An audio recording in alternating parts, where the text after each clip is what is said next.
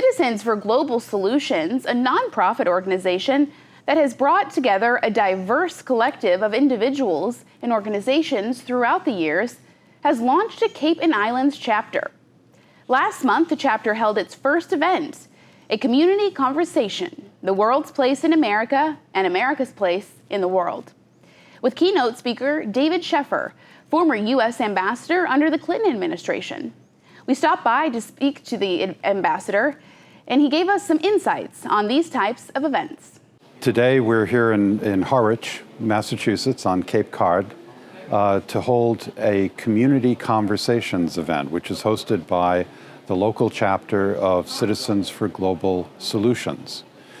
And this is an attempt to bring just local people together to talk about the common issues of our time, primarily that relate to our foreign policy and what America's projection is in the world and the world's projection on America. But also it brings to bear how we address those problems at the local level. But also there's quite a bit of divisiveness in the United States today, as anyone can imagine, with the election coming up.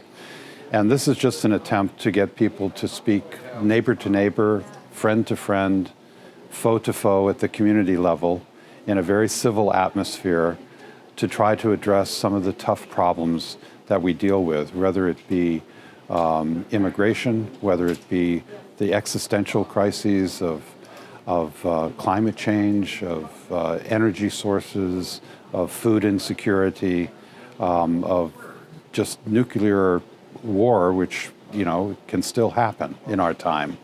And it's just an attempt to get local people to talk about those issues among themselves. We've held events in the southwest of the United States with another host, the Simon Charitable Foundation in the southwest, in Santa Fe and in Phoenix, Arizona. And we've had tremendous responses at those events. It really is once you get a lot of people at the local level, at the community level, sitting down at a table and just talking some issues in a very relaxed way, sort of like a living room discussion.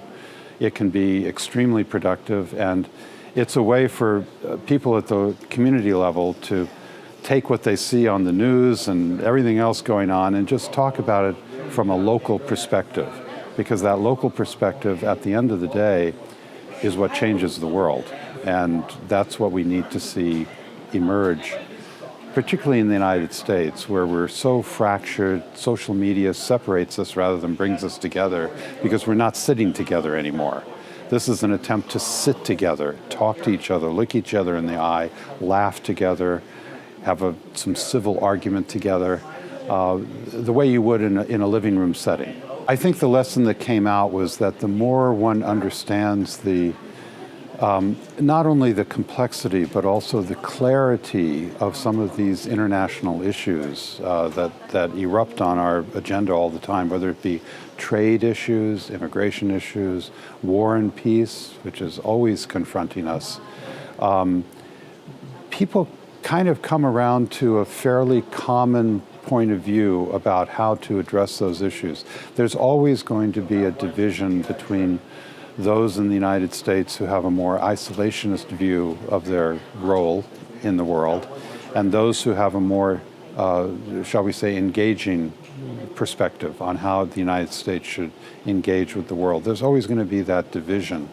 But I think these conversations help sort of bridge those two perspectives for a more, sort of a better understanding of how important these international issues are to our daily lives here in America. To learn more about Citizens for Global Solutions, you can visit globalsolutions.org.